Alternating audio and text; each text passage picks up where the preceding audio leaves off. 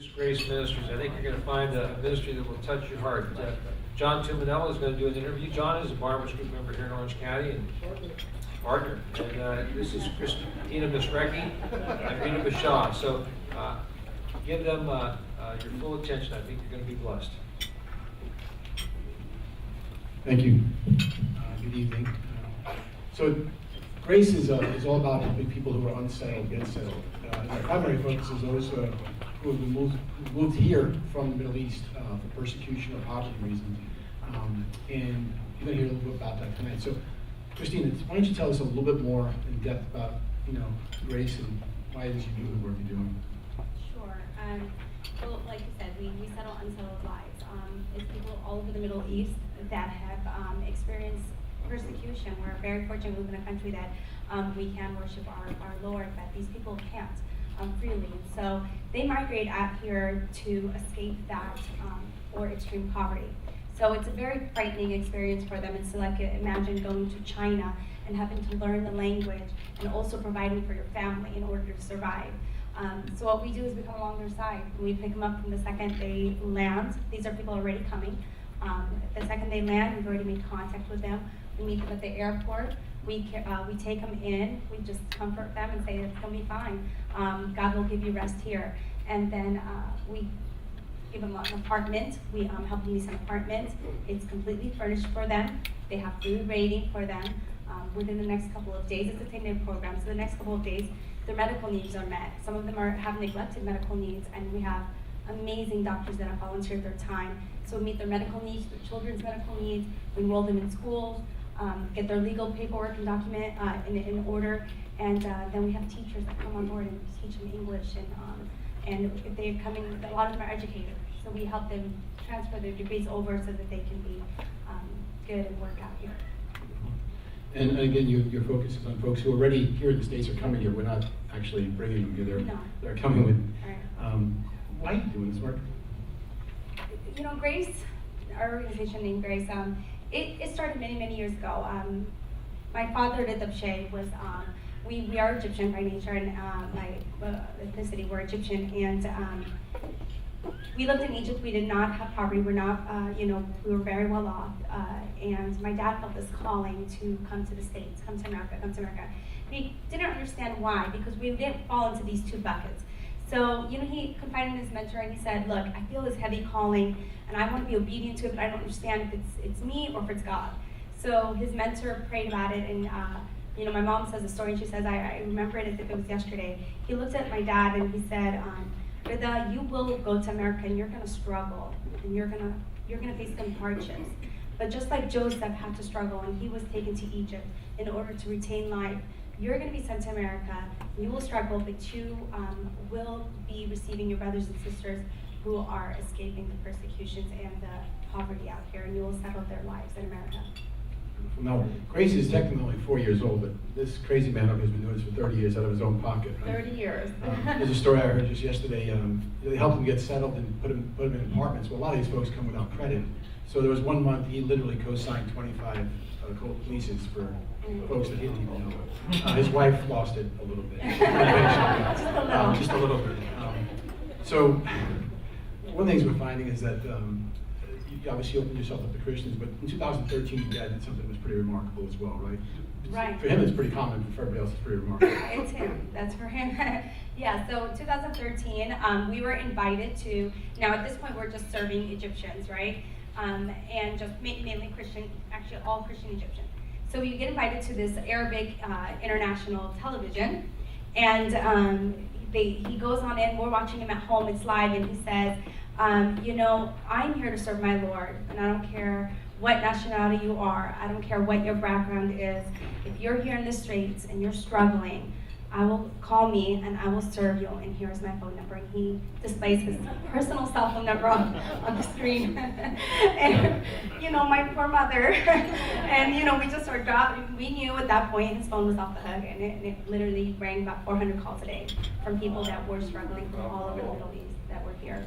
And obviously you started getting some calls from some Muslim folks. Yes. Why don't you tell us about one of those encounters?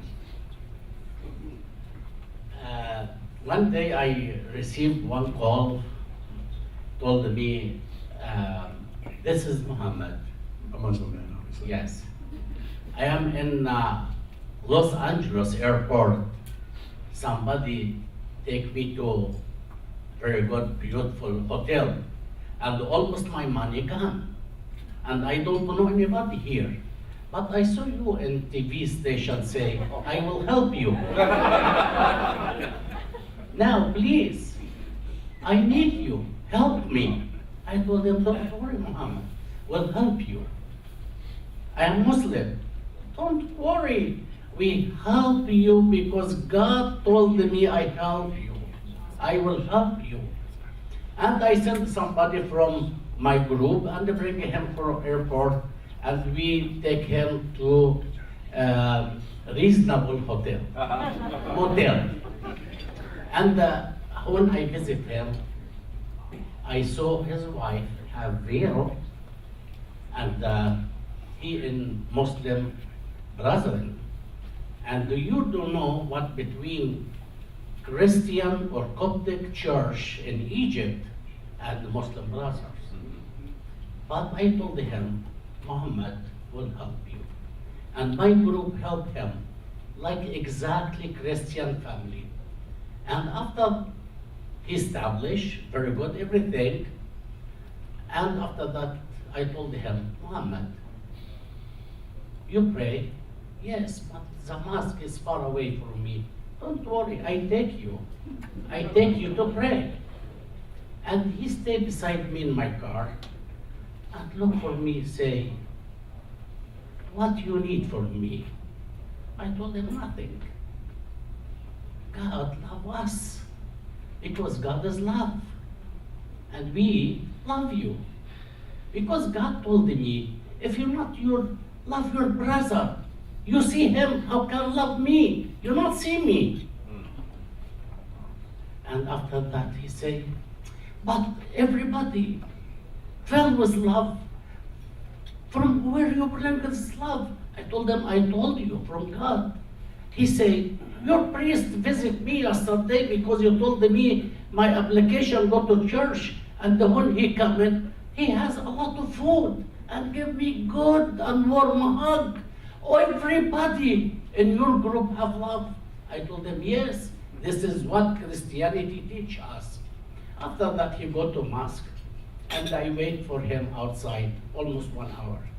After that, he come in very nervous and very sad. I told him, what happened, Muhammad? You not meet God? No.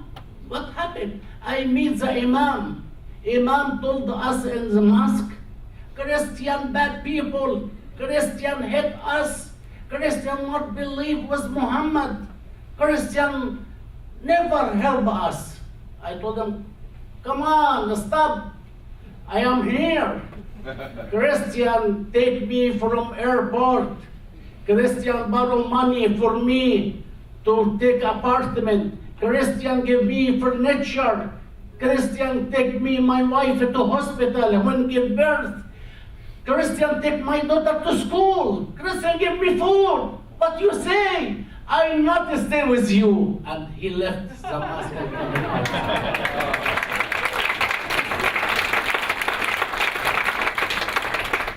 After, You got more, don't you? yes. After boy, Muhammad disappeared. I not have his number. I tried to call him, not answer. After 8 months, I received one call. Hello? Yes. Who this? Muhammad. Where are you, man? I miss you. He told me I am in New Jersey. I went back to Egypt because I am afraid for my job. And after that, go back to New Jersey. And in New Jersey, I have apartment and try to take my furniture inside. And somebody say, hi, how are you? Would you like I help you? Help me? You remind me of the Beshai in California. You know him? Yes. He helped me in California. Milad, the new Egyptians say, Reda, help me in California and teach me how can help you. Now I come in to help you. You have his number? Yes. please, I miss him. I need to tell him thank you. After he called me, and I know Milad, I called Milad. Milad, what happened for Muhammad? Change. How about the veil? No more. Everything gone. You love Jesus? I don't know, I not ask him, but we have to pray for Muhammad. Not just Muhammad, every Muhammad to love Jesus because God is love.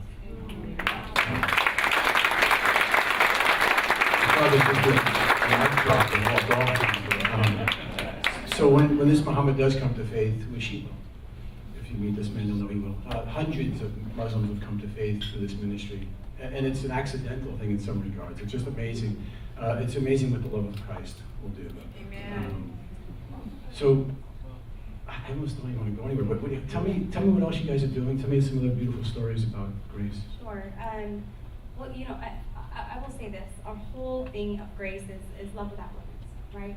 And it's because we've learned it firsthand. I mean, I shared about him doing this while we were kids. I remember he would pile us all up into one room, and he would host families.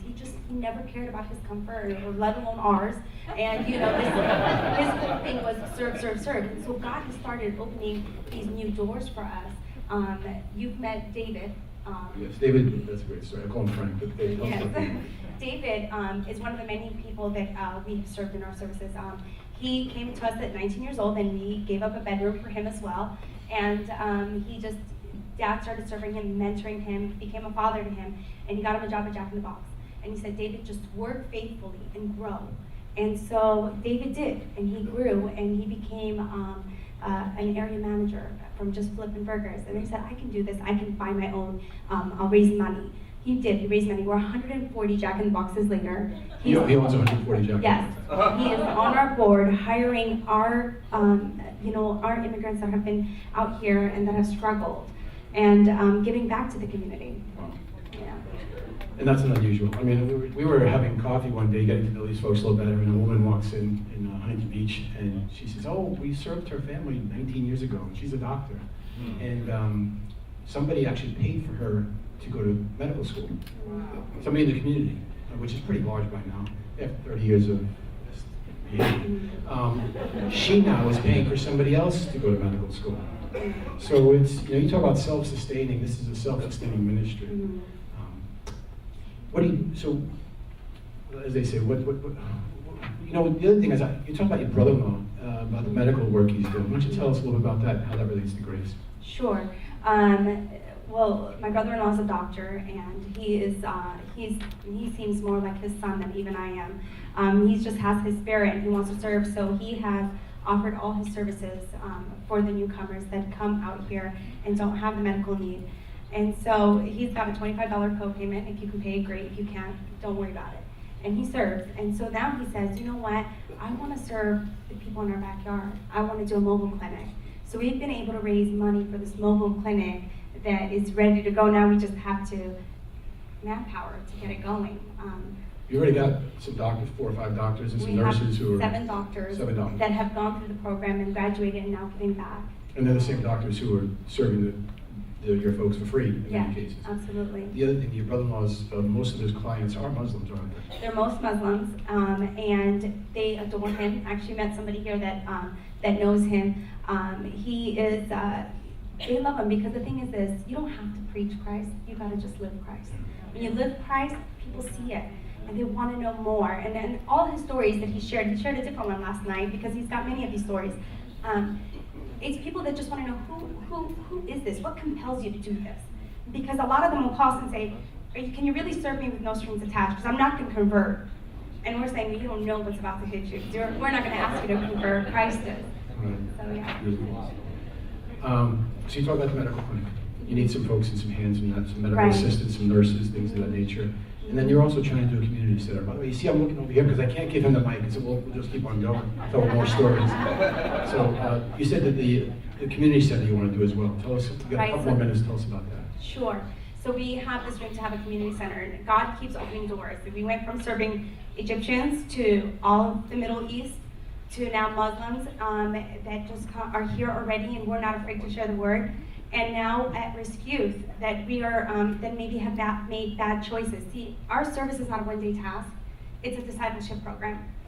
They're mentors, they need somebody to come by and just come along their side. So we want a community center to be able to host all these things.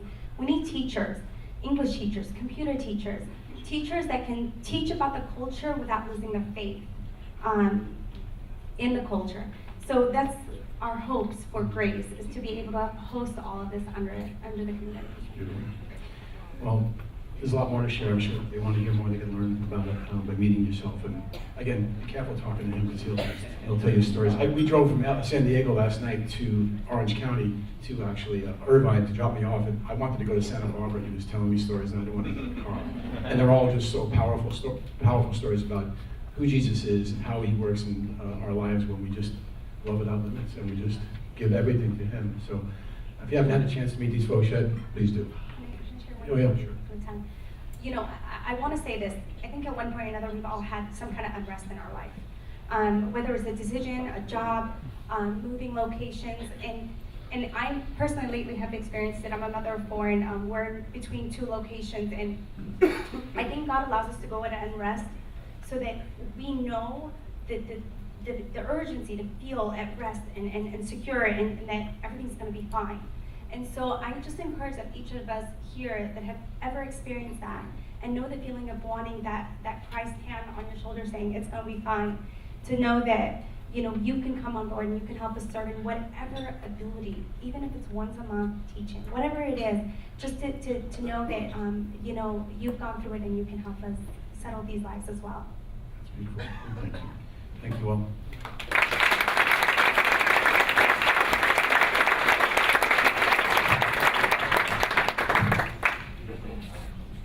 Reda, and think of the sacrifices that he's made, his family has made over many, many years to show your love to people that don't have a clue who you are, and to make those introductions to your son, Jesus Christ, first through his actions, and then by telling them about you.